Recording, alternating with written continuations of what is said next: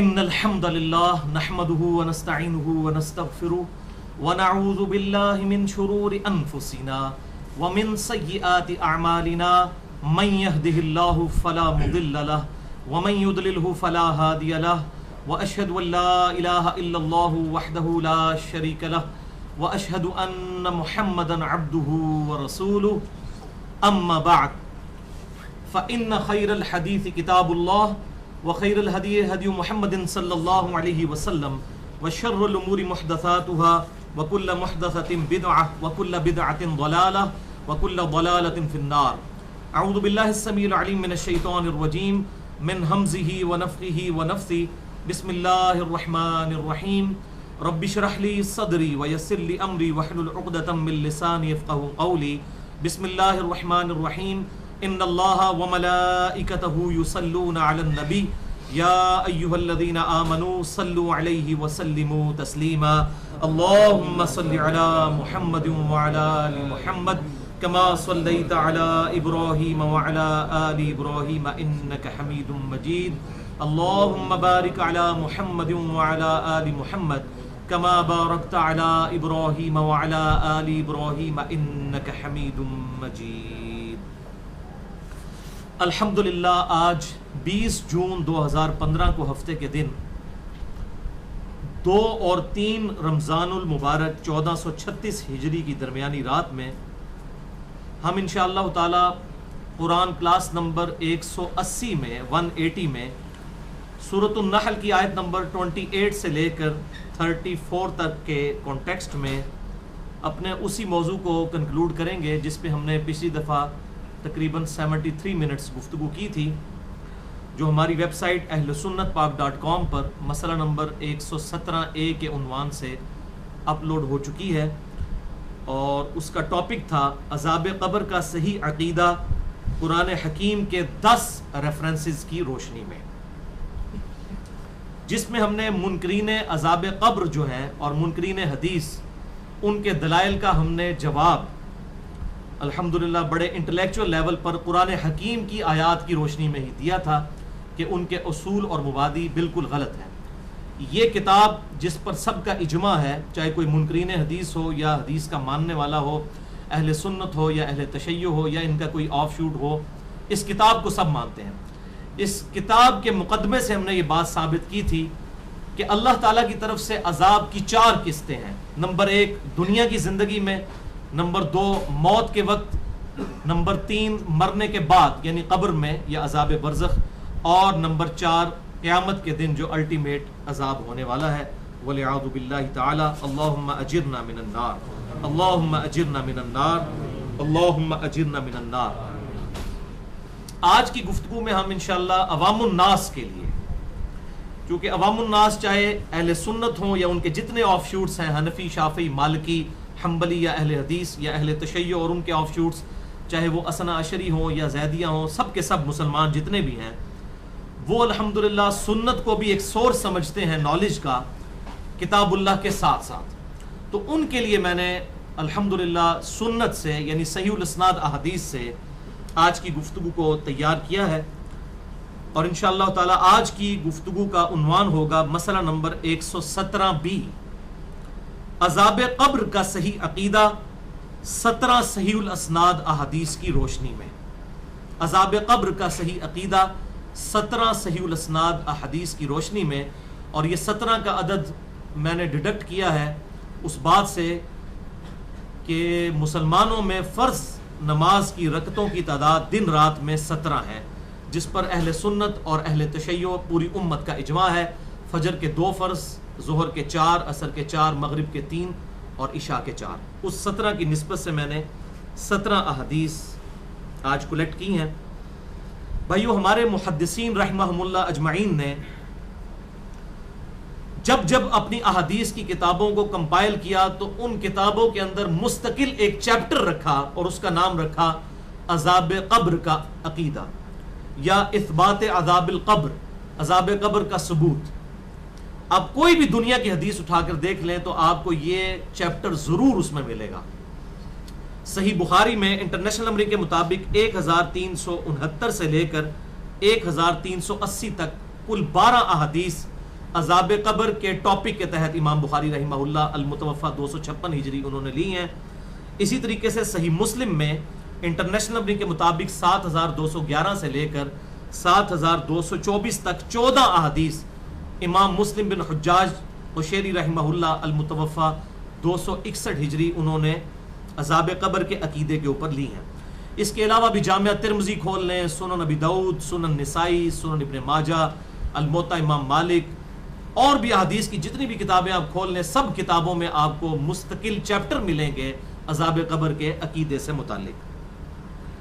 اور اسی طریقے سے مشکات المصابیح، جسے میں نے انسائکلوپیڈیا آف حدیث ڈکلیئر کیا ہے، اور اس میں میں نے پورا لیکچر بھی دیا تھا، مسئلہ نمبر 111B، مشکات المصابیح کا مکمل تعارف، جو الحمدللہ اہل سنت کی مین سٹریم کی جتنی کتابیں ہیں، چاہے وہ کتب ستہ ہوں، بخاری، مسلم، ابو داؤد، ترمذی، نسائی، ابن ماجہ، اور اس کے علاوہ بھی باقی کتابیں، تقریباً 13 کتابوں کا وہ مجموعہ ہے مشکات المصابیح۔ اس میں بھی ایک پورا چیپٹر ہے انٹرنیشنل نمبر کے مطابق 125 سے لے کر 139 نمبر احادیث تک، ٹوٹل 15 احادیث بنتی ہیں یہ، اور اس چیپٹر کا نام ہے اثبات عذاب القبر۔ یہ مشکات میں بھی ایک پورا مستقل چیپٹر ہے، بالکل کتاب الایمان شروع کے اندر، اور بیسیکلی انہوں نے یہ سینس دیا ہے کہ یہ ایمان کا حصہ ہے عذاب قبر کو ماننا۔ اس حوالے سے اہل سنت کے بہت بڑے امام ہیں اور کئی احادیث کی کتابوں کے مؤلف ہیں۔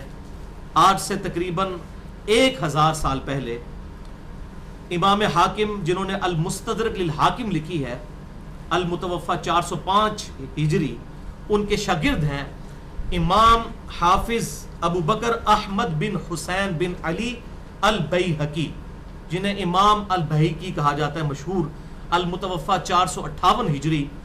انہوں نے الگ سے ایک مستقل کتاب لکھی ہے جو 200 احادیث پر مشتمل ہے تقریباً، اور اس کتاب کا نام ہے اثبات عذاب القبر، عذاب قبر کے عقیدے کا ثبوت۔ یہی وہ امام ہیں جنہوں نے حیات الانبیاء فی قبورہم بھی لکھی ہے۔ انبیاء اکرام اپنی قبروں میں زندہ ہیں، جیسا کہ برزخی حیات اللہ تعالیٰ نے ان کو دی ہے۔ اسی امام نے یہ کتاب بھی لکھی ہے اثبات عذاب القبر، اور یہ کتاب الحمدللہ خوشخبری ہے ہمارے لیے کہ یہ اس کا اردو ترجمہ ہو چکا ہے، اور شیخ زبیر علی زئی رحمہ اللہ المتوفہ 1435 ہجری بمطابق 10 نومبر 2013 انہوں نے اپنی وفات سے پہلے اس کتاب پر کام کر دیا تھا، لیکن پرنٹنگ پریس میں ابھی نہیں گئی تھی۔ میری ابھی پچھلے ہفتے ہی حافظ شیر صاحب سے بات ہوئی ہے، تو انہوں نے مجھے کہا کہ مکتبہ اسلامیہ والوں کو ہم نے یہ پرنٹنگ کے لیے بھجوا دی ہے، ہو سکتا ہے رمضان میں یا رمضان کے فوراً بعد یہ کتاب اردو میں آ جائے۔ شیخ زبیر علی زئی صاحب کی تحقیق اور تحکیم کے ساتھ یہ 200 احادیث اس بات عذاب القبر، امام بہیقی کی کتاب، تو انشاءاللہ یہ جب آ جائے گی تو کچھ ہی دنوں میں انشاءاللہ اس کا PDF بھی اویلیبل ہو جائے گا پبلک کے لیے۔ ویسے کتاب اتنی مہنگی نہیں ہوگی، 200 احادیث ہیں، زیادہ زیادہ 200-250 صفحوں پر مشتمل یہ کتاب ہوگی انشاءاللہ۔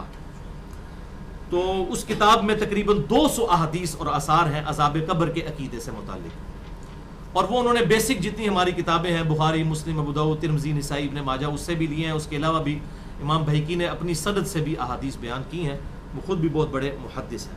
البتہ آج ہم انشاءاللہ 17 حدیث صرف ڈسکس کریں گے، تاکہ ہمارا 1 گھنٹے کے اندر اندر یہ لیکچر مکمل ہو جائے انشاءاللہ تعالی۔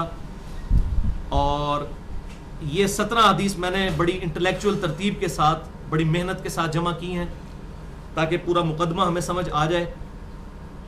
ان کی ترتیب جو ہے ایٹ رینڈم الٹ اپ نہیں ہے، بڑی انٹلیکچوئل ہے، اور ان تمام احادیث کے انشاءاللہ میں انٹرنیشنل نمبرز بتا دوں گا، پرائمری بک سے بھی، بخاری، مسلم، ابو داؤد، ترمذی، نسائی، ابن ماجہ سے بھی، اور سیکنڈری بک جو مشکات المصابیح ہے، جو اس وقت سب لوگوں کے ہاتھ میں آ چکی ہے، اس کے بھی انشاءاللہ میں انٹرنیشنل نمبر ساتھ ساتھ بتاتا چلا جاؤں گا، تاکہ اگر کسی کے پاس کتب ستہ نہ بھی ہوں تو وہ مشکات سے یہ تمام احادیث جو ہے وہ اسٹڈی کر سکتا ہے۔ اور یہ تمام احادیث کے نمبرز میں انشاءاللہ علماء حرمین، بیروت اور دارالسلام کی انٹرنیشنل نمبرنگ کے مطابق بتاؤں گا، جس کے مطابق پوری دنیا میں عربی کتب شائع ہوتی ہیں، اور مکتبۃ الشاملہ اور باقی عربی سافٹ ویئرز بنائے جاتے ہیں۔ پھر بھی اگر کسی کا کوئی سوال ہو تو لیکچر کے اینڈ پہ سوال کر سکتے ہیں، اور بعد میں بھی مجھے ای میل پر رابطہ کر سکتے ہیں، mirza_95@yahoo.com میرا ای میل ایڈریس ہے۔ لیکچر کے دوران کسی کو سوال کرنے کی اجازت نہیں، ورنہ ہماری گفتگو کا ڈیکورم ڈسٹرب ہو جائے گا۔ ایک دفعہ دروشی پڑھ لیجئے. اللہم صلی علی محمد وعلی آل محمد کما صلیت علی ابراہیم وعلی آل ابراہیم انک حمید مجید. اللہم بارک علی محمد وعلی آل محمد کما بارکت علی ابراہیم وعلی آل ابراہیم انک حمید مجید. پہلی حدیث صحیح بخاری اور صحیح مسلم کی متفق علیہ حدیث ہے. بخاری میں انٹرنیشنل نمبرنگ کے مطابق 1369 اور مسلم میں 7219 اور مشکات میں بھی یہ موجود ہے 125 نمبر پر کہ امام کائنات سید الاولین والآخرین شفیع المذنبین رحمت للعالمین سیدنا و مولانا امام اعظم محمد رسول اللہ صلی اللہ علیہ وسلم نے ارشاد فرمایا جب مسلمان کو اس کی قبر میں رکھا جاتا ہے تو اس سے سوال کیا جاتا ہے تو وہ کہتا ہے اشہد ان لا الہ الا اللہ وحدہ لا شریک لہ وان محمدا عبدہ ورسولہ. میں گواہی دیتا ہوں کہ اللہ اکیلا معبود ہے اور محمد صلی اللہ علیہ وسلم اس کے بندے اور اس کے رسول ہیں. اور پھر آپ صلی اللہ علیہ وسلم نے فرمایا کہ ایک مسلمان کا قبر میں یہ کلمہ پڑھنا اللہ تعالیٰ کی طرف سے خاص تحفہ ہے اور وہ استقامت ہے جس کا ذکر اللہ نے اپنی کتاب میں کیا. پھر آپ صلی اللہ علیہ وسلم نے سورہ ابراہیم کی آیت نمبر 27 تلاوت فرمائی. اعوذ باللہ من الشیطان الرجیم بسم اللہ الرحمن الرحیم یثبت اللہ الذین آمنوا بالقول الثابت. اللہ تعالیٰ اہل ایمان کو ثابت قدم رکھتا ہے اس مضبوط قول میں فی الحیات الدنیا وفی الآخرہ دنیا کی زندگی میں بھی اور آخرت کی زندگی میں بھی. اور آخرت کی زندگی کی پہلی منزل قبر ہے. اور پھر آپ صلی اللہ علیہ وسلم نے فرمایا یہ آیت عذاب قبر کے بارے میں نازل ہوئی ہے سورہ ابراہیم آیت نمبر 27. اور پھر آپ صلی اللہ علیہ وسلم نے فرمایا کہ جب مؤمن سے قبر میں پوچھا جائے گا تو وہ کہے گا کہ میرا رب اللہ ہے اور میرے نبی محمد صلی اللہ علیہ وسلم ہے. یہ مکمل حدیث ہے جو بخاری اور مسلم کے اس باب میں موجود ہے جو عذاب قبر والا باب ہے اور مشکات میں بھی اس اثبات عذاب القبر والے چیپٹر میں انٹرنیشنل نمبر کے مطابق 125 نمبر یہ حدیث ہے.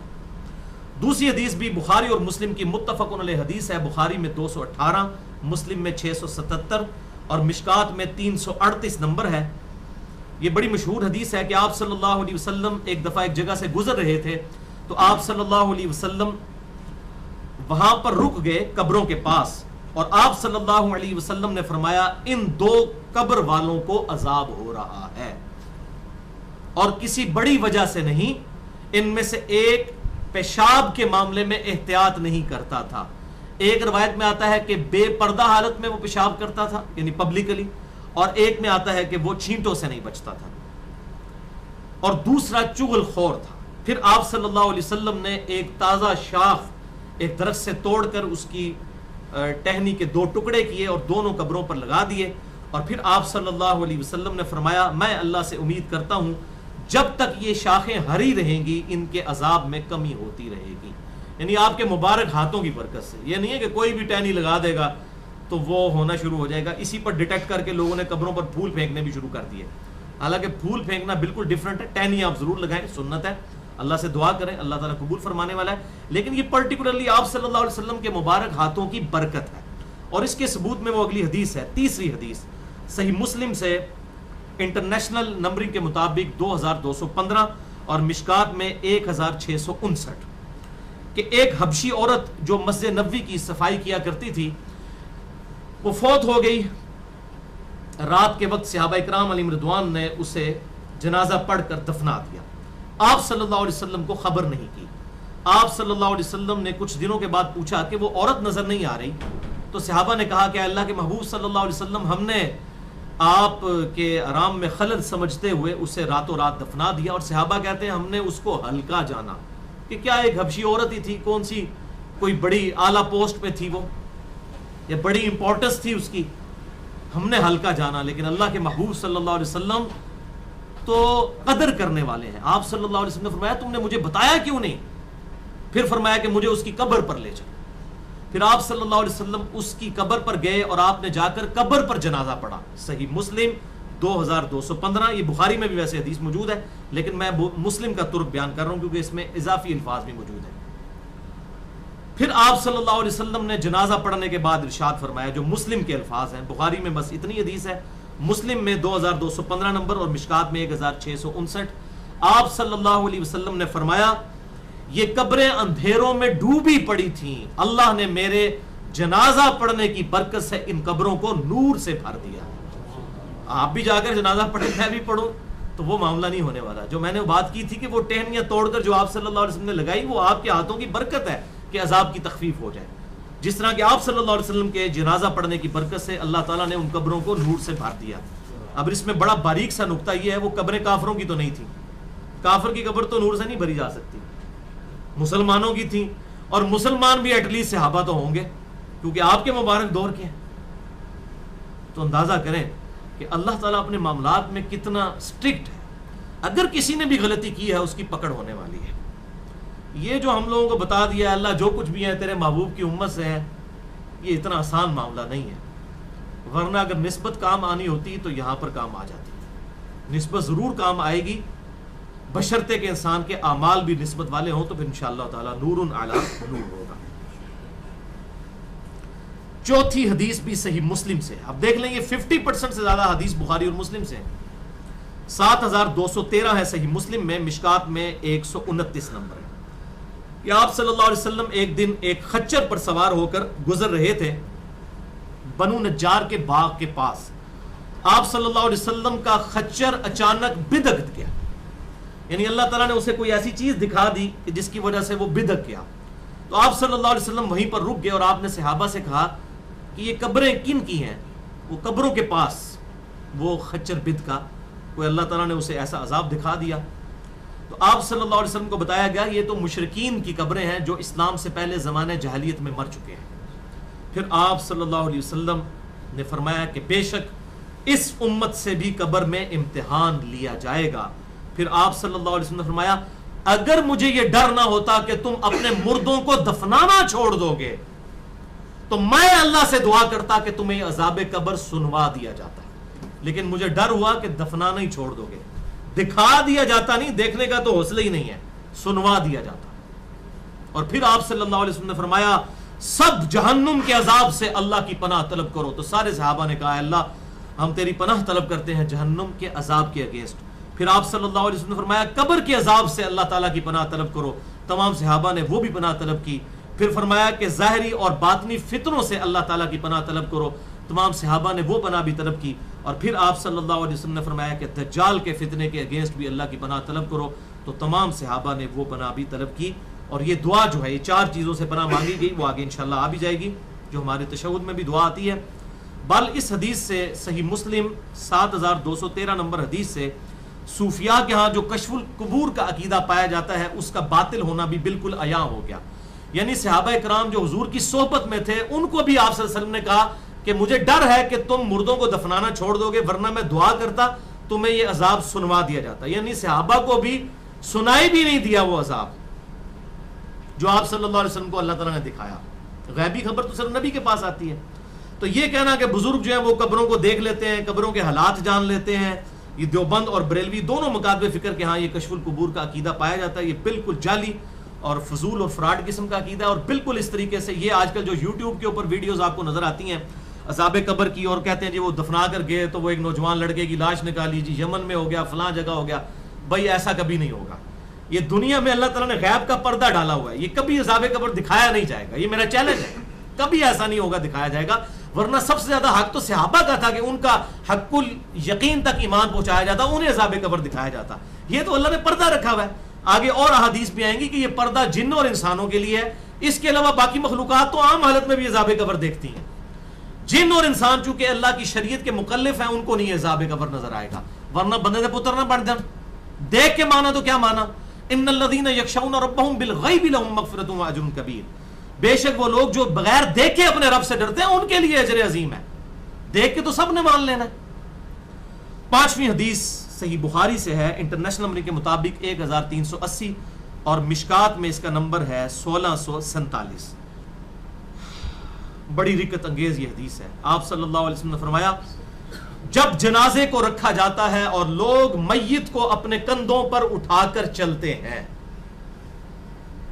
تو میت کلام کرتی ہے، بولتی ہے. اگر نیک میت ہوتی ہے تو کہتی ہے مجھے جلدی جلدی آگے پہنچا دو، کیونکہ قبر تو جنت کا باغ اس کے لیے بننے والی ہے. اور اگر بدکار میت ہوتی ہے تو کہتی ہے تباہی ہو، مجھے کہاں پر لے کر جا رہے ہو. اور اس میت کی اس آواز کو انسانوں اور جنوں کے علاوہ ہر مخلوق سنتی ہے. اگر انسان سن لے تو بے ہوش ہو جائیں. یہ آپ سے سن کے الفاظ ہیں، یہ اللہ نے پردہ ڈالا ہوا ہے. صحیح بخاری 1380. یہ میں کوئی وہ سٹوری بک نہیں پڑھ رہا، احادیث کی کتاب ہے. چھٹی حدیث بھی صحیح بخاری اور مسلم کی متفقن علیہ حدیث ہے. بخاری میں 1315، مسلم میں 2186، مشکات میں 1646 نمبر ہے اس کا. آپ صلی اللہ علیہ وسلم نے فرمایا جنازہ جلدی جلدی قبرستان لے جایا کرو، اگر وہ صالح اور نیک ہوگا تو تم اسے بھلائی کی طرف لے کر جا رہے ہو. اودی تو بھائی جی موج لگن لگی ہے. اگر نیک ہے تو اگلے الفاظ بڑے خطرناک ہیں. اور اگر وہ بدکار ہے تو ایک شر ہے جسے تم اپنی گردنوں سے اتار کر پھینک رہے ہو. استغفر اللہ و اتوب الیہ. یعنی نبی صلی اللہ علیہ وسلم فرماتے ہیں کہ جنازے میں جلدی کرو، نیک ہے تو اس کو جنت کی طرف یعنی کہ لے کے جا رہے ہو تم، اور بدکار ہے تو یہ مصیبت اپنے گلے سے فوراً ٹال دو. باہر میں بے شک بندہ روتا رہے، باتیں کرتا رہے، بہت بڑے بزرگ تھے، بہت بڑے فلاں تھے، بڑے نیک تھے. میں تو یہ دیکھا جب کوئی بندہ مر جاتا ہے تو اس کی اتنی تعریفیں لوگ شروع کر دیتے ہیں کہ دنیا میں زیادہ نیک آدمی نہیں تھا. حالانکہ جب تک وہ زندہ ہوتا ہے اس سے شریر انسان کوئی نہیں ہوتا. نہیں جی بس آخری دن کہتے سن میں ہوں داڑھی رکھ لینی ہے، بس آخری دن گل کرتے سن، بس اینج کہتے سن، بس ہونا لے سن، وہ بس آخری دن آ گیا. پھر استغفر اللہ. اگر وہ صالح اور نیک ہے تو تم اسے بھلائی کی طرف لے کر جا رہے ہو، اور اگر وہ بدکار ہے تو ایک بوجھ ہے جو اپنی گردن سے تم اتار رہے ہو. تو یہ بھائی بڑھاپے کا انتظار نہیں کرنا موت نے، موت تو آ جائے گی، جوانی میں بھی آ جائے گی. اللہم من احییتہ منا فاحیہ علی الاسلام ومن توفیتہ منا فتوفہ علی الایمان. اللہم ربنا آتنا فی الدنیا حسنہ وفی الآخرۃ حسنۃ وقنا عذاب النار. 7ویں حدیث بھی بخاری اور مسلم کی متفقن علیہ حدیث ہے. بخاری میں 6514، مسلم میں 7424 اور مشکات میں 5167. اللہ اکبر. آپ صلی اللہ علیہ وسلم نے فرمایا میت کی 3 چیزیں اس کے ساتھ جاتی ہیں، 2 واپس آ جاتی ہیں اور ساتھ اس کے قبر میں ایک ہی چیز اس کے ساتھ جاتی ہے. اس کے گھر والے اور مال یہ واپس آ جاتے ہیں اور اس کے اعمال اس کے ساتھ جاتے ہیں. یہ 3 ہی دوست ہیں نا، گھر والے، مال اور نیک اعمال یا برے اعمال جو بھی ہیں. برے اعمال ہو یا اچھے اعمال یہی قبر تک جانے ہیں، باقی رشتہ داروں نے بھی اور مال نے بھی واپس گھر ہی رہ جانا ہے. وَلِعَاذُ بِاللَّهِ تَعَالَى. اس قسم کی تقریباً 224 احادیث مشکات المصابیح میں ایک پورا چیپٹر ہے، اور آپ اندازہ کریں 224 احادیث اس کے اندر موجود ہیں. کتاب الرقاق چیپٹر بخاری اور مسلم اور باقی احادیث کی کتابوں سے 224 احادیث انہوں نے. کتاب الرقاق کہتے ہیں دل میں رقت اور نرمی پیدا کرنے والی احادیث. صحیح بخاری میں بھی ایک چیپٹر ہے کتاب الرقاق، صحیح مسلم میں کتاب الزہد ہے وہ، اور مشکات میں انٹرنیشنل نمبر کے مطابق 5155 سے لے کر 5378 تک 224 احادیث ہے اس قسم کی رقت انگیز احادیث. ان میں سے 17 احادیث اور تقریباً 11 آیات میں نے اپنے اس لیکچر مسئلہ نمبر 51 میں بیان کی تھی. رزق حرام کی مذمت، دنیا پرستی کا انجام اور اس کا علاج. جو میں کہتا ہوں کہ میرا اپنا قبلہ اگر صحیح کرنا ہونا جب ٹیڑھا ہونے لگے تو میں وہ لیکچر دیکھتا ہوں مسئلہ نمبر 51، جس میں اس طرح کی 17 صحیح الاسناد حدیث ہیں اور 16 اس میں سے بخاری اور مسلم سے ہیں اور ایک المستدرک للحاکم سے ہے. 8ویں حدیث بھی بخاری اور مسلم کی متفقن علیہ حدیث ہے. اب یہ دیکھیں یہ ساری احادیث بالکل کلیئر کٹ بتا رہی ہیں کہ عذاب قبر کا کانسیپٹ اسلام میں موجود ہے. 8ویں حدیث بھی بخاری اور مسلم کی متفقن علیہ حدیث ہے. بخاری میں 1379، مسلم میں 7211 اور مشکات میں 127 نمبر ہے کہ آپ صلی اللہ علیہ وسلم نے ارشاد فرمایا جب تم میں سے کوئی شخص فوت ہو جاتا ہے تو اس کی قبر میں صبح و شام اسے اس کا ٹھکانہ دکھایا جاتا ہے اگر وہ اہل جنت سے ہو تو اسے روزانہ صبح و شام جنت دکھائی جاتی ہے، اور اگر ولیعوذ باللہ تعالیٰ وہ اہل دوزخ سے ہو تو اسے قبر میں روزانہ صبح و شام دوزخ دکھائی جاتی ہے، حتیٰ کہ قیامت کے دن اللہ تعالیٰ اسے دوبارہ وہاں سے زندہ کر لے گا. یعنی زندگی اس وقت بھی ہے لیکن وہ برزخی زندگی ہے. الٹیمیٹ زندگی قیامت والے دن آئے گی، پھر اسے بڑے عذاب کی طرف لے کر جایا جائے گا ولیعوذ باللہ تعالیٰ. اور اسی کو سپورٹیو وہ آیت ہے جو میں نے پچھلی دفعہ ڈسکس کی تھی، سورۃ المؤمن یا سورۃ الغافر بھی اسے کہتے ہیں، آیت نمبر 46. النار یعرضون علیہا غدوا وعشیا، آگ ہے جس پر فرعونی صبح و شام پیش کیے جاتے ہیں اور پھر الٹیمیٹلی قیامت والے دن بڑے عذاب میں جھونکے جائیں گے. نویں حدیث بھی بخاری اور مسلم کی متفق علیہ حدیث ہے. بخاری میں 1374، مسلم میں 7216 اور مشکات میں 126 نمبر ہے اس کا. لیکن جو بخاری کا ترک ہے میں وہ بیان کرنے لگا ہوں 1374 بخاری. اور اسی کے تحت میرا وہ لیکچر بھی ہے، مسئلہ نمبر 78، صراط مستقیم اور قبر کے 4 سوال، 3 نہیں 4 سوال. آپ صلی اللہ علیہ وسلم نے فرمایا جب مردے کو دفنا کر لوگ چلے جاتے ہیں تو وہ جانے والوں کی جوتیوں کی آواز بھی سنتا ہے.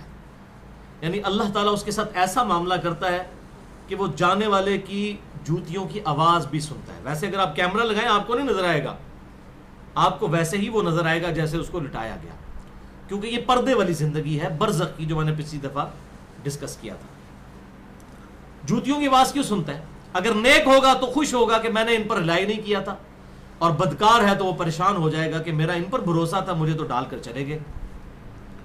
پھر 2 فرشتے اس کے پاس آتے ہیں اور اسے بٹھا کر پوچھتے ہیں ما کنت تقول فی حق ھذا الرجل، اس مرد کے بارے میں تیرا دنیا میں کیا عقیدہ تھا. اس کی ڈیٹیل اگلی احادیث میں بھی آ جائیں گی کہ کس مرد کا پوچھ رہے ہیں آپ صلی اللہ علیہ وسلم کے بارے میں.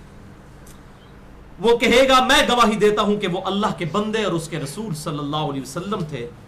پھر اسے جہنم اور جنت دکھائے جاتے ہیں، اور اگر وہ مؤمن ہوتا ہے اور سوالوں کے جب جواب دے لیتا ہے تو اسے بتایا جاتا ہے یہ جنت تیرا ٹھکانہ ہے. دوزخ بھی ساتھ دکھائی جاتی ہے کہ اگر بچوں جی جواب نہ آتا تو یہاں تو انہیں جانا تھا، اب یہ جنت تیرا ٹھکانہ ہے. اور جب منافق کو قبر میں رکھا جاتا ہے تو وہ سوالوں کے جواب میں کہتا ہے لا ادری لا ادری، مجھے کوئی معلوم نہیں، مجھے کچھ معلوم نہیں، میں وہی کہتا تھا جو لوگ کہا کرتے تھے. یعنی سن سنا کے سننی. لوگ کہتے ہیں این جی ہوتا ہے، میں بھی کہتا تھا این جی ہوتا ہے، اسی تو شروع تو این جا پڑھ پڑھا کے سننی نہیں، سن سنا کے سننی. پھر فرشتے اس سے 4تھا سوال کرتے ہیں وہاں پر اور کہتے ہیں لا دریتا ولا تلیتا، تو نے خود کوشش کر کے حق حاصل کرنے کی کوشش کیوں نہیں کی، یا جو حق حاصل کیا ہوا تھا اس کے ساتھ چلنے کی کوشش کیوں نہیں کی.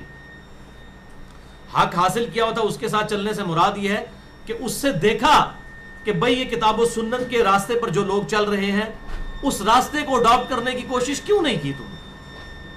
اللہ.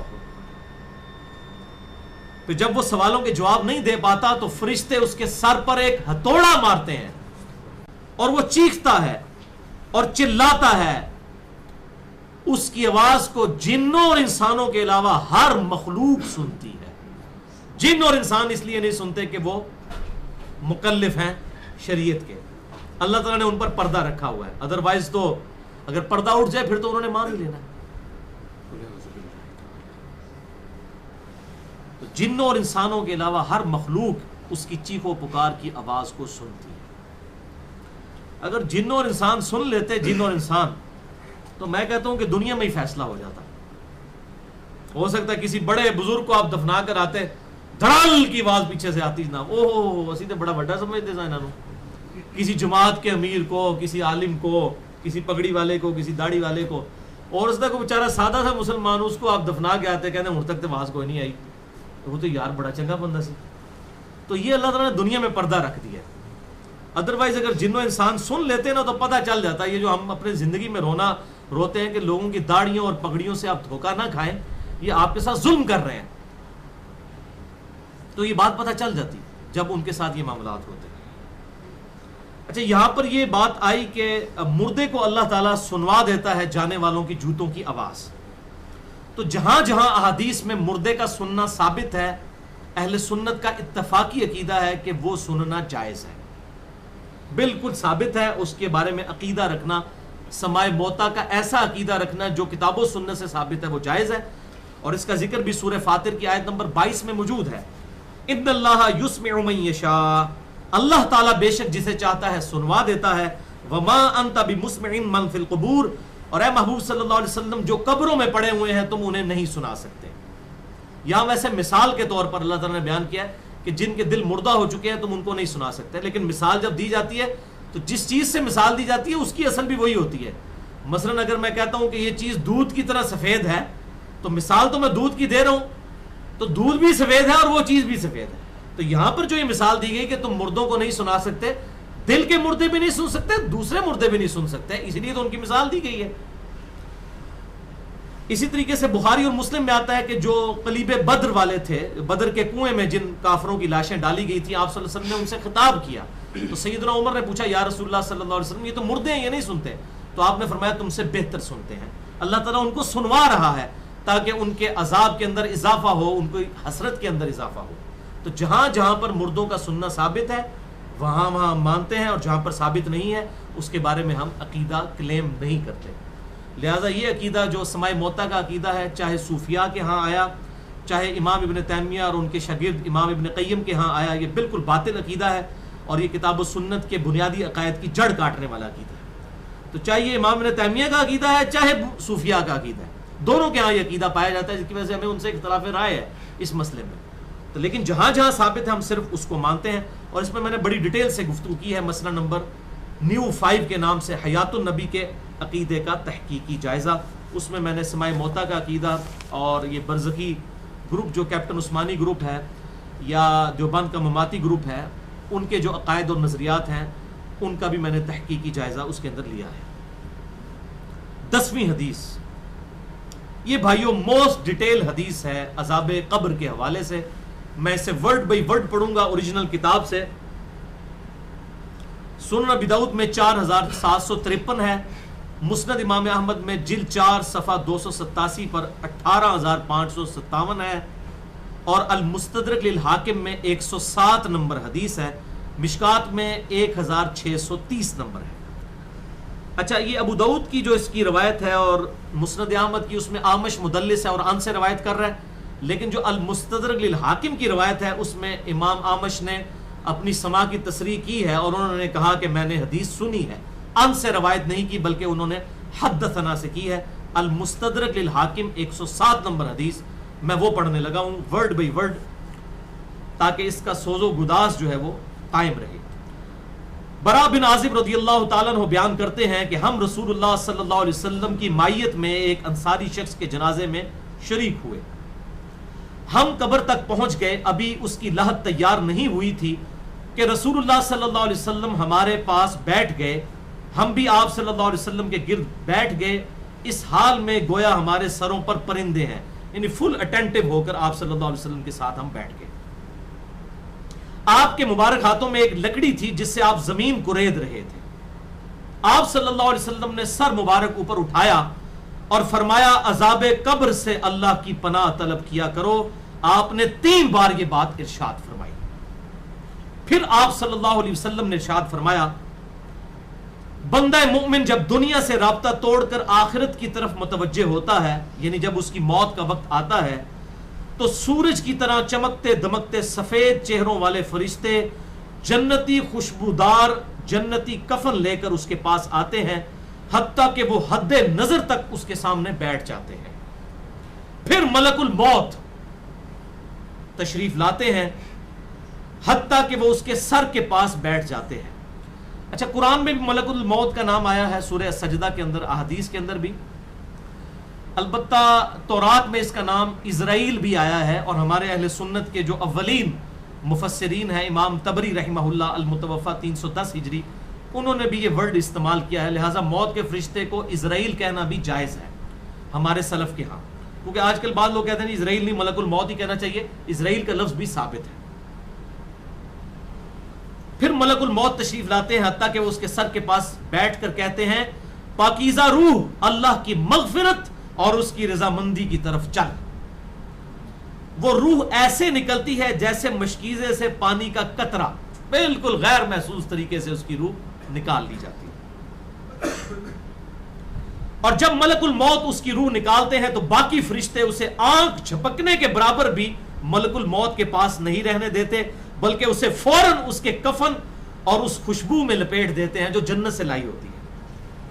پھر اس کی روح کو لے کر بلند ہوتے ہیں اور فرشتوں کی جس جماعت کے پاس سے وہ گزرتے ہیں تو فرشتے پوچھتے ہیں کہ یہ کیسی خوشبو ہے، تو وہ اس کے دنیا کے ناموں میں سے بہترین نام لے کر بتاتے ہیں کہ یہ فلاں بن فلاں کی روح ہے، حتیٰ کہ وہ اسے آسمان دنیا تک لے پہنچتے ہیں اور اس کے لیے دروازے کھولنے کی اجازت طلب کرتے ہیں. تو جنت کے جو آسمانوں کے دروازے ہیں اس کے لیے کھول دیے جاتے ہیں. پھر ہر آسمان کے مقرب فرشتے اگلے آسمان تک اسے پروٹوکول دیتے ہوئے اس روح کے ساتھ جاتے ہیں، حتیٰ کہ اسے 7ویں آسمان تک پہنچا دیا جاتا ہے. تو اللہ تعالیٰ فرماتا ہے میرے بندے کا نامہ اعمال علیین میں لکھ دو، جو سورۃ المطففین میں آیا ہے. علیین اور سجین یہ 2 مقامات ہیں. ایمان والوں کی روحیں جو ہیں علیین میں ان کا نامہ اعمال لکھا جاتا ہے، اور جو منافقین ہیں مجرم ہیں سجین میں لکھا جاتا ہے. سورۃ المطففین سورت نمبر 83 ہے، پارہ نمبر 30 کے اندر. اور اسے واپس دنیا کی طرف لے جاؤ کیونکہ میں نے انہیں اسی دنیا سے پیدا کیا اور اسی میں انہیں لوٹاؤں گا اور پھر دوبارہ اسی سے نکالوں گا. پھر اس کی روح اس کے جسم کی طرف لوٹا دی جاتی ہے. لیکن یہ لوٹنا دنیا کا سا لوٹنا نہیں ہوگا، یعنی وہ لوٹنے کے بعد یہ نہیں ہے کہ مردہ قبر میں کوئی بیٹھ جائے گا ہمیں نظر آئے گا. یہ سب کچھ برزخی معاملات ہوں گے جو میں نے پچھلی دفعہ ڈسکس کیے تھے سورہ فاطر کی آیت نمبر 42 کے تحت، کہ نیند کی حالت میں بھی انسان کی روح قبض ہوتی ہے لیکن اس کو چٹکی کاٹے تو وہ جاگ اٹھتا ہے. روح کا تعلق بھی رہتا ہے اس حالت میں بالکل اس طریقے سے. یہ ایک ڈیفرنٹ لائف ہے، برزخی لائف. پھر 2 فرشتے اس کے پاس آتے ہیں یعنی اس کی قبر میں، اور اسے بٹھا کر پوچھتے ہیں. اب یہ وہ 4 سوال یہاں پر آ رہے ہیں اس ڈیٹیل حدیث میں. پہلا سوال کرتے ہیں تیرا رب کون ہے، من ربو کا. وہ کہتا ہے ربی اللہ، میرا رب اللہ ہے. دوسرا سوال پوچھتے ہیں تیرا دین کیا ہے، ما دینو کا، تیرا دین کیا ہے. تو وہ کہتا ہے میرا دین اسلام ہے.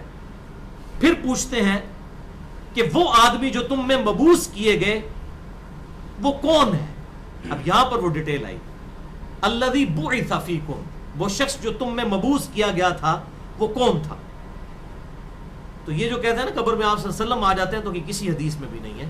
اس میں ڈیٹیل آ گئی کہ اس سے پوچھا جاتا ہے جو شخص تم میں پیغمبر بنا کر بھیجا گیا وہ کون تھا. تو وہ کہتا ہے ہوا محمد رسول اللہ، وہ اللہ کے رسول محمد صلی اللہ علیہ وسلم. مسئلہ حاضر و ناظر میرا ریکارڈ ہے، مسئلہ نمبر 7، جس میں میں نے یہ تمام شبہات کلیئر کیے ہیں. یہ 3 سوالوں کے بعد اچھا جامعہ ترمذی میں ایک حدیث ہے 3120، اس میں الفاظ ہیں کہ وہ پوچھتے ہیں من نبیو کا، تیرا نبی کون ہے. اس میں تو آیا نا کہ اس شخص کے بارے میں تیرا کیا عقیدہ ہے، اس میں من نبیو کا الفاظ ہیں. جامعہ ترمذی 3120. اچھا اللہ کا شکر ہے کہ یہ نہیں پوچھتے تیرا فرقہ کون سا ہے، تو کس امام کی تقلید کرتا تھا، کیڑی مسیدی تو نماز پڑھتا سا ہے. دیکھ لو کوئی چیز نہیں. تیرا رب کون ہے، تیرا دین اور نبی صلی اللہ علیہ وسلم. تو دنیا میں بھی ہم یہی کہتے ہیں اللہ رسول قرآن، یہی بات ہے. تو قبر کے اندر جا کر بھی یہی سوال ہوں گے.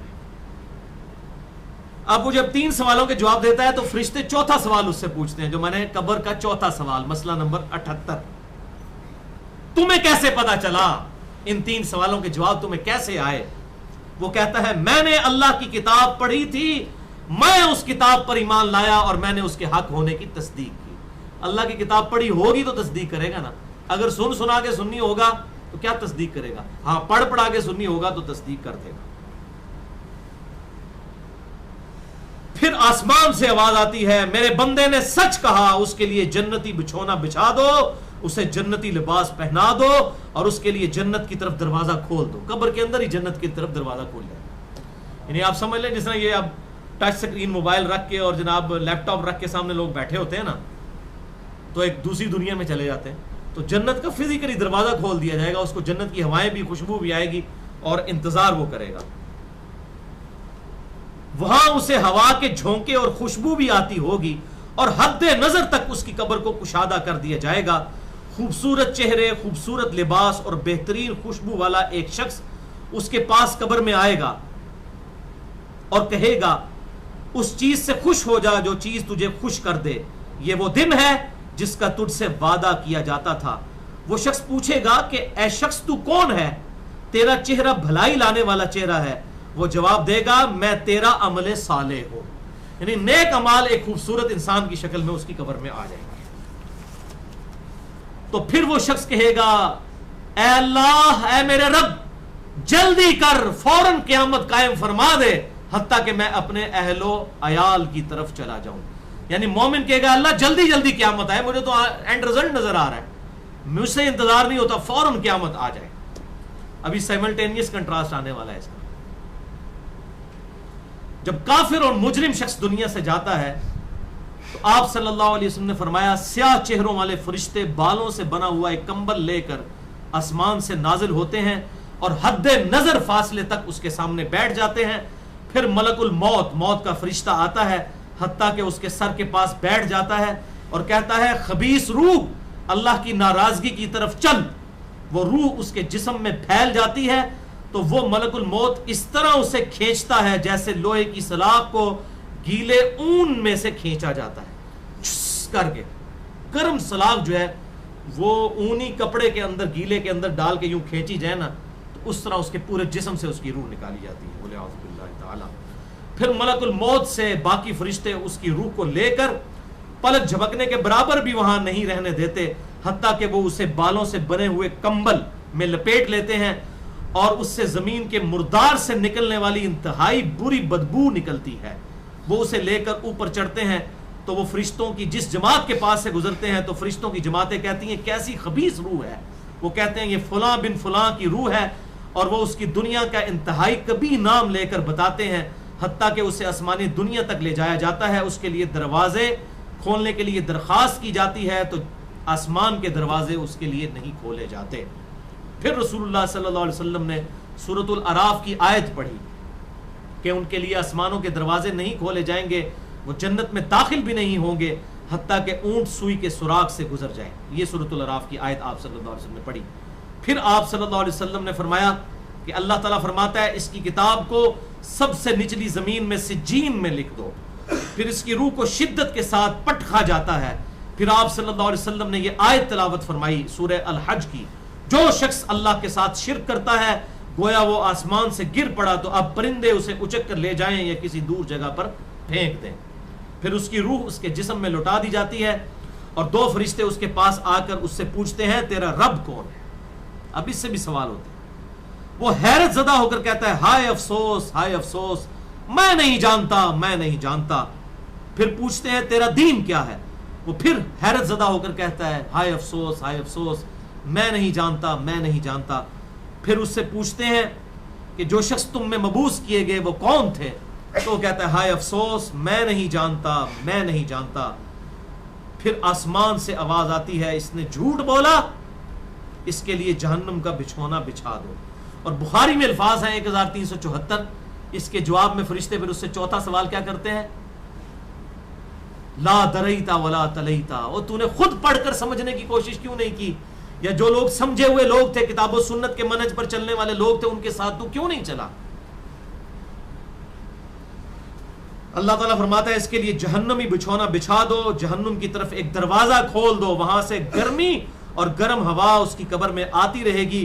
اس کی قبر کو اس قدر تنگ کر دیا جائے گا کہ اس کی پسلیاں ایک دوسرے کے اندر داخل ہو جائیں گی اور ایک قبیح چہرے والا شخص قبیح لباس میں انتہائی بدبودار حالت میں اس کے پاس آئے گا اور اسے کہے گا تمہیں ایسی چیزوں کی بشارت ہو جو تمہیں غمزدہ کر دیں، یہ تیرا وہ دن ہے جس کا تجھ سے وعدہ تھا. وہ پوچھے گا تو کون ہے، تیرے چہرے سے تو خیر کی توقع نظر نہیں آتی. وہ جواب دے گا میں تیرا خبیث عمل ہوں جو تو دنیا میں کیا کرتا تھا. بات عمل کے ساتھ ہی ہے، صرف کلمہ پڑھنا کافی نہیں ہے، عمل. پھر وہ کہتا ہے میرے رب قیامت قائم نہ کرنا، اے میرے رب قیامت قائم نہ کرنا. مومن کیا کہتا ہے قیامت قائم کر رہے اللہ. اب یہ وہ حدیث ہے وہ جس اس آیت کو حل کرتی ہے جو پچھلی دفعہ ایک بھائی نے سوال بھی کیا تھا. سورہ یاسین کی آیت نمبر ہے 52. قالوا یا ویلنا من بعثنا من مرقدنا. یعنی جب قبروں سے نکالا جائے گا مجرموں کو، وہ کہیں گے ہائے افسوس، ہمیں کس نے ہماری قبروں سے باہر نکال دیا. تو اللہ تعالیٰ کیا فرمائے گا ھذا ما وعد الرحمن وصدق المرسلون. یہی ہے وہ جس کا وعدہ رحمان نے کیا تھا اور رسولوں نے سچا کہا تھا. تو کہتے ہیں جی منکرین عذاب قبر کہتے ہیں جی وہ انسان کیوں کہتے ہیں ہماری قبروں سے کس نے اٹھا لیا، تو اس پہ عذاب تو نہیں ہوتا؟ عذاب تو ہو رہا ہے. آپ دیکھیں اس وہ حدیث میں کیا کہہ رہا ہے، اللہ قیامت قائم نہ کرنا، یعنی یہ عذاب تو آیا، قیامت آئی تو پھر بڑا عذاب بھی مجھ پر آئے گا.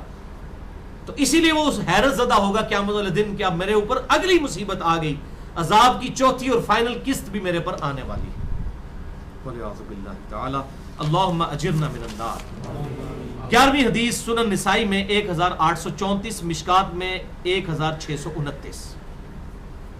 ابو ہریرہ رضی اللہ تعالیٰ عنہ کہتے ہیں آپ صلی اللہ علیہ وسلم نے فرمایا جب مؤمن شخص کی موت کا وقت آتا ہے تو رحمت کے فرشتے سفید ریشم لے کر آتے ہیں اور کہتے ہیں راضی ہونے والی پسندیدہ روح نکل، اللہ کی راحت اور رزق کی طرف چل، رب تجھ پر ناراض نہیں. تو وہ بہترین کستوری کی خوشبو کی طرح نکلتی ہے حتیٰ کہ وہ ایک دوسرے سے اسے لے کر اس طرح کرتے کرتے آسمان کے دروازوں تک پہنچ جاتے ہیں. تو وہ کہتے ہیں زمین سے یہ کیسی پاکیزہ خوشبو تمہارے پاس آئی ہے. وہ اسے مومنوں کی روح کے پاس لے جاتے ہیں، یعنی نیک آدمی کی روح کو، جو پہلے مومن مر چکے ہیں ان کی روحوں کے پاس. تو انہیں اس کے آنے پر اس سے بھی زیادہ خوشی ہوتی ہے، یعنی مومن انتظار کر رہے ہوتے ہیں اور ویلکم کرتے ہیں.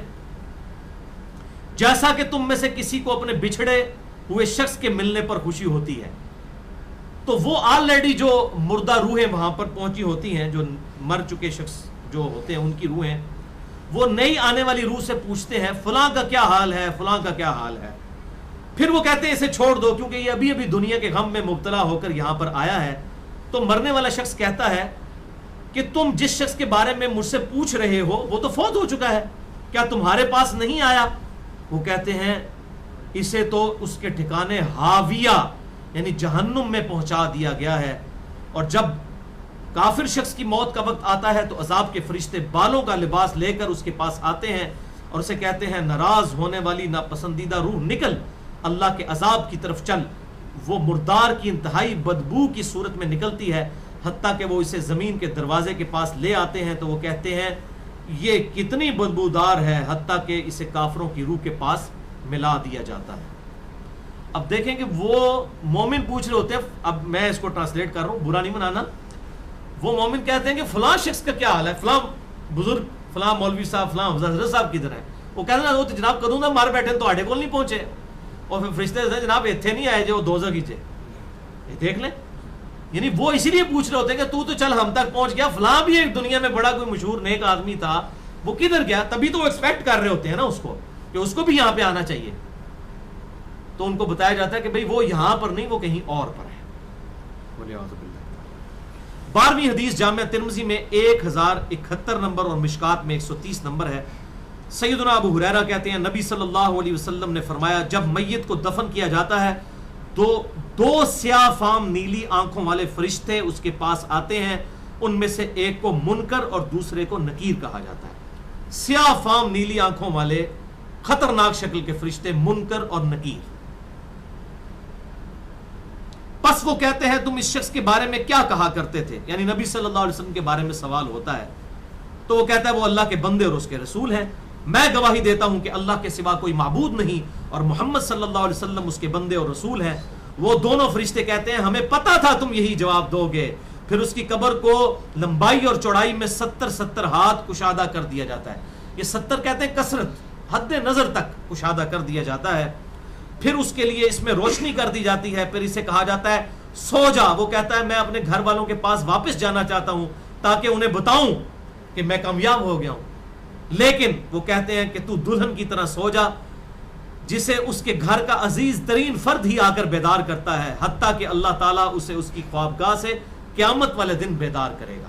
یعنی اسے لٹا دیا جائے گا، پھر اس پہ وہ کیفیت وہ جنت والی تاری رہے گی، پھر الٹیمیٹلی اللہ تعالیٰ اسے دوبارہ سے زندہ کرے گا. اور اگر وہ منافق ہوا تو وہ کہے گا میں نے لوگوں کو ایک بات کہتے ہوئے سنا تو میں بھی ویسے ہی کہا کرتا تھا. یعنی مجھے نہیں پتا، اللہ کی وہ گواہی نہیں دے سکے گا، رسول اللہ صلی اللہ علیہ وسلم کا اقرار نہیں کر سکے گا، میں کچھ نہیں جانتا. وہ فرشتے کہیں گے ہمیں پتا تھا تم یہی کہو گے. پس زمین سے کہا جاتا ہے اس پر تنگ ہو جا. وہ اس پر تنگ ہو جاتی ہے حتیٰ کہ اس کی ہڈیاں اور پسلیاں ایک طرف کی دوسری طرف آ جاتی ہیں، یوں بولے اعوذ باللہ تعالی. اور اسے مسلسل عذاب ہوتا رہے گا حتیٰ کہ اللہ اسے خوابگاہ سے دوبارہ زندہ کرے گا، یعنی قیامت تک اس پر وہ اس حالت میں عذاب رہے گا، ہمیں نظر نہیں آئے گا۔ جیسے سویا ہوا شخص ایک ڈراؤنا خواب دیکھتا ہے، وہ تکلیف محسوس کرتا ہے، پاس کھڑا شخص نہیں محسوس کر سکتا۔ اور سنن دارمی میں ایک حدیث ہے صحیح سند کے ساتھ، مشکات میں 134 نمبر ہے، کہ آپ صلی اللہ علیہ وسلم نے فرمایا 99 اژدہے اس پر، 99 جو ہے خطرناک ڈینجرس قسم کے سانپ اس پر مسلط کر دیے جاتے ہیں، جو قیامت تک اسے ڈستے رہتے ہیں، اور وہ اتنے خطرناک اژدہے ہیں، آپ صلی اللہ علیہ وسلم نے فرمایا کہ اگر ان میں سے کوئی ایک بھی دنیا پر اپنی پھنکار پھینک دے تو دنیا کی زمین کا بھی سبزہ نہ ہوگا، ایسا زہر ہے ان کے اندر۔ وَلِعَوْذُ بِاللَّهِ تَعَالَى اللہم اجرنا من النار، اللہم اجرنا من النار۔ یہ بھائیو عذاب قبر کیمرے سے نہیں دیکھا جا سکتا، یہ اللہ تعالیٰ نے پردہ رکھا ہوا ہے۔ 13ویں حدیث جامع ترمذی میں 2308، سنن ابن ماجہ میں 4267، مشکات میں 132۔ سیدنا عثمان غنی رضی اللہ تعالیٰ عنہ جب بھی کسی قبر کے پاس سے گزرتے تو اتنا روتے کہ ان کی داڑھی تر ہو جایا کرتی۔ ساتھیوں نے پوچھا حضرت جب دوزخ کا ذکر کرتے ہیں اس وقت تو آپ کی آنکھوں میں آنسو نہیں آتے، لیکن قبرستان آ کر آپ پر ایسی حالت کیوں طاری ہو جاتی ہے؟ تو سیدنا عثمان نے فرمایا کہ میں نے اپنے محبوب صلی اللہ علیہ وسلم سے سنا کہ بے شک قبر آخرت کی منزلوں میں سے پہلی منزل ہے، جو اس میں بچ گیا اگلی منزلیں اس کے لیے آسان ہوتی چلی جائیں گی، اور جسے یہاں پر مشکل درپیش ہوئی اس کی اگلی منزلیں اس سے بھی مشکل در مشکل ہوتی چلی جائیں گی۔ پھر آپ صلی اللہ علیہ وسلم نے فرمایا میں نے قبر سے زیادہ سخت اور برا منظر کبھی نہیں دیکھا۔ تو یہ حضرت عثمان غنی رضی اللہ تعالیٰ عنہ کی وہاں پر یہ حالت ہوتی تھی، اور اس میں کیا الفاظ ہے؟ قبر آخرت کی منزلوں میں سے پہلی منزل ہے، لہذا یہ پرفیکٹ دعا ہے، اللہم ربنا آتینا فی الدنیا حسنہ وفی الآخرۃ حسنہ وقنا عذاب النار۔ یہ مولویوں نے جو اپنے بیچ میں جو ہے وہ انجینئرنگ کرنے کی کوشش کی ہے، وقنا عذاب القبری، وقنا عذاب الحشری، یہ جو بدعت داخل کی ہے اس کی ضرورت ہی نہیں ہے، کیونکہ عذاب قبر بھی اس میں داخل ہے۔ اس میں الفاظ آپ نے دیکھ لیے کیا ہے، قبر آخرت کی منزلوں میں سے پہلی منزل ہے، تو وقنا عذاب القبری وقنا عذاب الحشری کہنے کی ضرورت ہی نہیں ہے۔ ربنا آتینا فی الدنیا حسنہ وفی الآخرۃ حسنۃ وقنا عذاب النار۔ تو اس سے یہ بھی بات پتہ چل گئی کہ قبرستان جانے کا مقصد ہے آخرت کی یاد، جو صحیح مسلم میں حدیث ہے 2259 کہ قبروں پہ جایا کرو تاکہ آخرت کی یاد آئے۔ تو سیدنا عثمان بھی دیکھیں قبرستان جا کر وہاں پر آخرت کی یاد کے لیے جایا کرتے تھے، اور یہ حقیقت بات ہے، قبرستان جانے سے ہی انسان کا قبلہ درست ہوتا ہے۔ 14ویں حدیث بھی بخاری اور مسلم کی متفق علیہ حدیث ہے، بخاری میں 832، مسلم میں 1325 اور 1324، مشکات میں 939 ہے۔ اما عائشہ رضی اللہ تعالیٰ عنہ کا بیان ہے کہ آپ صلی اللہ علیہ وسلم تشہد میں 4 چیزوں کے اگینسٹ اللہ تعالیٰ کی پناہ طلب کیا کرتے تھے، اور صحیح مسلم میں 1324 نمبر حدیث ہے کہ آپ صلی اللہ علیہ وسلم امت کو بھی حکم دیتے تھے کہ 4 چیزوں کے اگینسٹ اللہ تعالیٰ کی پناہ طلب کرو۔ اللہم انی اعوذ بک من عذاب جہنم ومن عذاب القبر ومن فتنة المحیا والممات ومن شر فتنة المسیح الدجال۔ یہ مختلف الفاظ کے ساتھ آتی ہے 4 چیزوں کے شر سے، جہنم کے عذاب کے اگینسٹ، عذاب قبر کے اگینسٹ، زندگی اور موت کے فتنے کے اگینسٹ، اور نمبر 4 دجال کے فتنے کے اگینسٹ۔ تو یہ 4 چیزوں کے اگینسٹ اللہ تعالیٰ کی پناہ طلب کرنی ہے۔ 15ویں حدیث سنن ابی داؤد میں 3221، المستدرک للحاکم میں موجود ہے، امام ذہبی نے بھی موافقت کی ہے، مشکات میں 133 نمبر حدیث ہے کہ جب نبی صلی اللہ علیہ وسلم میت کو دفنا کر فارغ ہوا کرتے تو اس کے پاس کھڑے ہو جاتے قبر کے اوپر اور فرماتے اپنے بھائی کے لیے استغفار کرو اور اس کے لیے استقامت کی دعا کرو، ابھی اس سے قبر میں سوال کیا جائے گا۔ تو قبر میں دفنانے کے بعد دعا کرنی چاہیے قبر میں سوالوں کے استقامت کے لیے اور اس کے لیے استغفار کے لیے۔ جنازے کے بعد جو دعا کی جاتی ہے یہ ثابت نہیں ہے، قبر پہ کھڑے ہو کر دعا کریں اور ہاتھ اٹھا کر کریں۔ صحیح مسلم میں حدیث ہے 2256 کہ آپ صلی اللہ علیہ وسلم 3 دفعہ ہاتھ اٹھا کر قبرستان جا کر دعا کیا کرتے تھے، 3 دفعہ ہاتھ اٹھا کر۔ اس میں میں نے پورا لیکچر بھی دیا، مسئلہ نمبر 74 اصال ثواب سے متعلق، اس میں میں نے ڈیٹیل سے بتایا۔ تو آپ نے دعا کرنی ہے استغفار۔ یہ جو آج کا ڈاکٹر طاہر القادری صاحب کی وہ ایک ویڈیو آئی ہوئی ہے، وہ قبر پہ آ کہتے ہیں بیٹا پڑھ، اور باقیوں کہتے ہیں سائڈ پہ ہو جو فرشتے آنے لگے ہیں جناب، اور وہ اس کو تلقین کرتے ہیں. یہ تلقین نہیں کرنی، استغفار کرنا ہے، اس کے لیے دعا کرنی ہے. ہمیں نہیں نظر آ رہا ہے فرشتے کس طرح کس وقت داخل ہوں گے، ہمیں نہیں پتا. تو یہ تلقین کرنا یہ ثابت نہیں. اسی طریقے سے سورہ بقرہ کی آخری آیات پڑھنا اور اس کی شروع کی آیات، وہ بھی روایت ضعیف ہے. میں نے مسئلہ نمبر 112 اے کے اندر بیان کی تھی، اے بی کے اندر، جو قرآن کی 12 صورتوں کے صحیح فضائل اس میں بتایا تھا. اور مسئلہ نمبر 74 میں اصال ثواب سے متعلق ساری گفتگو میں نے کنکلوڈ کی ہے. سیکنڈ لاسٹ حدیث ہے 16ویں حدیث صحیح مسلم میں بڑی ڈیٹیل کے ساتھ ہے، 321 نمبر کتاب الایمان چیپٹر میں. یہ بڑی رکت انگیز حدیث ہے، میں نے اس لیے اس کو اینڈ پہ رکھا ہے. مشکات میں بھی مختصراً موجود ہے 1716، لیکن مسلم میں ایمان والے چیپٹر میں بڑی دردناک حدیث ہے، بہت دردناک. حضرت عمر ابن عاص رضی اللہ تعالیٰ عنہ کی جب موت کا وقت قریب آیا تو انہوں نے دیوار کی طرف منہ کر کے زارو قطار رونا شروع کر دیا. پھر اپنے بیٹوں کو بلایا. اب موت کے وقت باپ کی حالت دیکھ کے ان بیٹوں پر کیا کیفیت ہوگی. تو ان بیٹوں نے حضرت عمر ابن عاص کو تسلی دی کہ ابا جان آپ کو پریشان ہونے کی ضرورت نہیں ہے، آپ تو اللہ کے نبی کے صحابی ہیں، آپ نے تو آپ صلی اللہ علیہ وسلم کی زیارت کی ہوئی ہے، آپ تو بخشے بخشائے ہیں. لیکن صحابی میں اور عام آدمی میں یہی تو فرق ہے، اسے تو پتہ ہے آخرت کا معاملہ کتنا سخت ہے. تو انہوں نے بڑا پیارا جواب ارشاد فرمایا. عمر بن عاص کہتے ہیں کہ میرے بیٹو، اللہ کے نزدیک اس سے زیادہ پسندیدہ بات کوئی نہیں کہ کوئی کہے اشہد ان لا الہ الا اللہ و اشہد ان محمد رسول اللہ. یعنی توحید کا اقرار اور نبی صلی اللہ علیہ وسلم کی رسالت کو ماننا، یہ اصل نسبت ہے. جو تم مجھے کہہ رہے ہو صحابی ہونا، اصل نسبت یہ ہے کہ انسان کلمہ پڑھ لے. پھر انہوں نے کہا کہ میرے بچوں، میری زندگی میں 3 دور گزرے. پہلا وہ دور تھا کہ جب میں اس روئے ارض پر سب سے زیادہ نفرت محمد رسول اللہ سے کیا کرتا تھا صلی اللہ علیہ وسلم، اور میری زندگی کی سب سے بڑی خواہش تھی کہ میں کسی طریقے سے رسول اللہ کو قتل کر دوں، وَلِعَوْذُ بِاللَّهِ تَعَالَى. اے میرے بچوں، اگر میں اس وقت مر جاتا تو سیدھا دوزخ میں جاتا. پھر اللہ نے میرے پر کرم کیا اور میری زندگی میں دوسرا دور آیا. اللہ نے میرا سینہ اسلام کے لیے کھول دیا صلح حدیبیہ کے بعد. انہوں نے اور حضرت خالد ابن ولید نے اکٹھا ایمان قبول کیا، لیکن صلح حدیبیہ کے بعد اللہ نے میرا سینہ اسلام کے لیے کھول دیا، اور مجھے نبی صلی اللہ علیہ وسلم سے بڑھ کر پھر کوئی محبوب شخص نہیں تھا. میں آپ صلی اللہ علیہ وسلم کی خدمت میں حاضر ہوا ایمان لانے کے لیے. آپ صلی اللہ علیہ وسلم سے میں نے کہا یا رسول اللہ اپنا دایاں ہاتھ آگے کیجئے، میں ایمان لے کر آؤں. تو جب آپ نے اپنا دایاں ہاتھ آگے کیا تو میں نے اپنا دایاں ہاتھ پیچھے کھینچ لیا، اور میں نے کہا اللہ کے رسول پہلے مجھے گارنٹی دیں کہ اللہ تعالیٰ میرے پچھلے سارے گناہوں کو معاف کرے.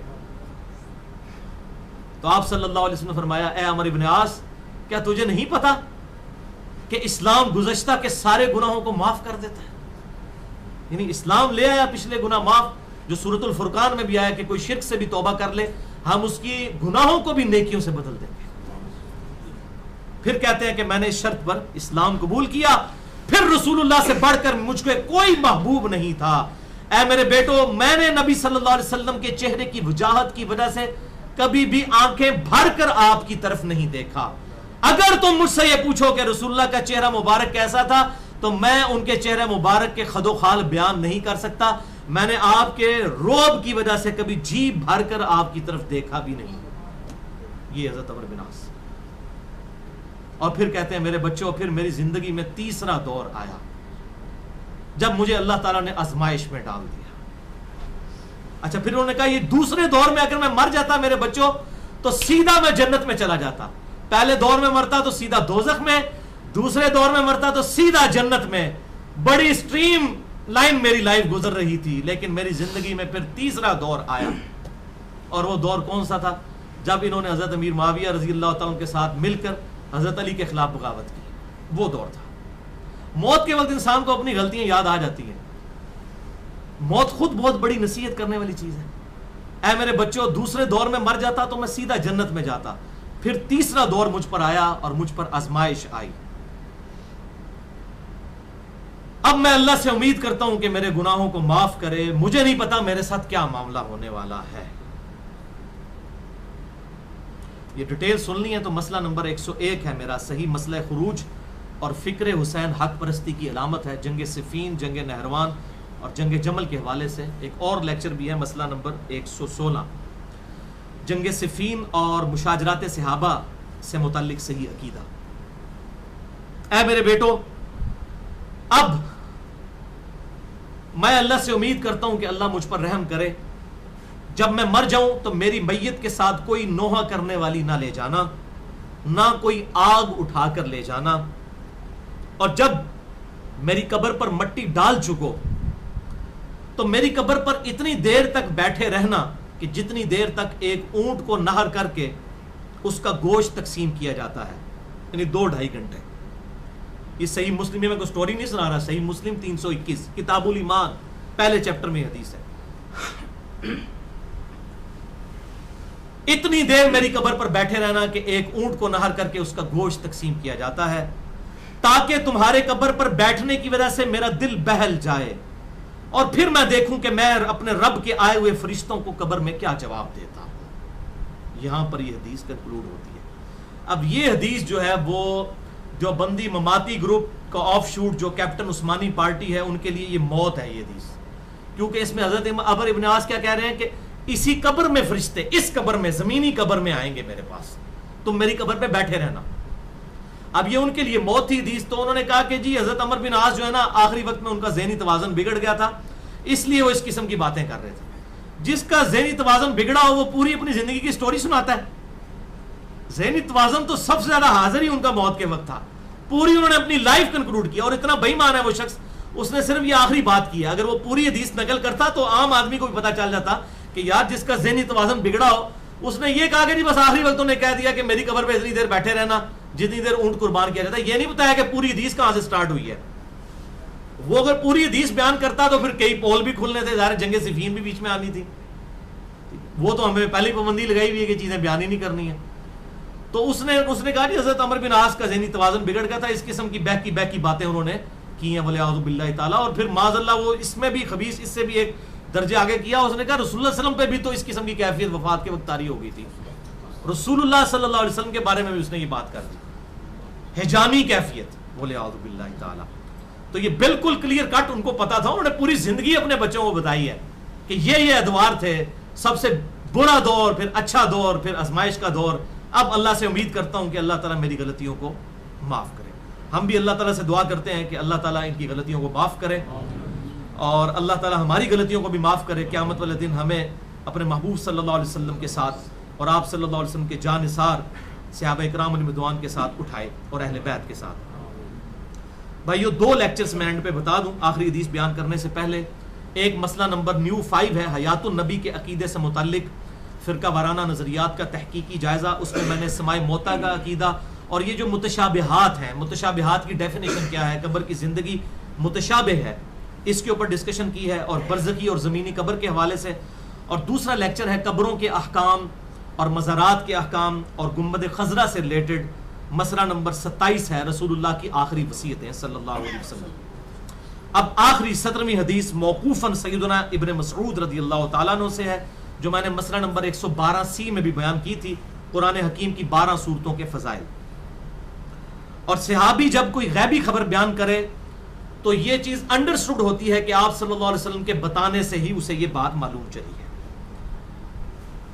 المعجم الکبیر الطبرانی میں انٹرنیشنل نمبر کے مطابق 8652 نمبر یہ حدیث ہے، اور امام بہیقی کی کتاب اثبات عذاب القبر میں 128 نمبر ہے۔ ابن مسعود رضی اللہ تعالیٰ عنہ کہتے ہیں کہ جو شخص روزانہ رات کو سونے سے پہلے سورۃ الملک پڑھ لیتا ہے، سورت نمبر 67 قرآن حکیم میں، پارہ نمبر 29 کی پہلی سورت، 30 آیات پہ ہے، 5 سے 6 منٹ لگتے ہیں پڑھنے میں، تو جب اسے دفنایا جاتا ہے تو عذاب قبر کے اگینسٹ وہ سورت اس کے سرہانے آ کر کھڑی ہو جاتی ہے اور اللہ سے سفارش کرتی رہتی ہے یہاں تک کہ اسے بخش دیا جاتا ہے۔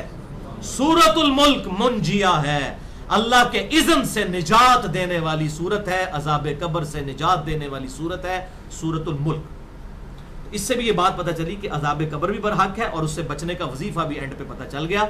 سورۃ الملک، اور ظاہر نماز تو پڑھنی ہے، باقی اعمال تو کرنے ہیں، اس کے ساتھ یہ اضافی وظیفہ ہے. اور اسی کو سپورٹی وہ حدیث ہے جو سنن نبی داؤد میں 1400 نمبر ہے، جامعہ ترمذی میں 2891، سنن ابن ماجہ میں 3786 اور مشکات میں 2153 ہے.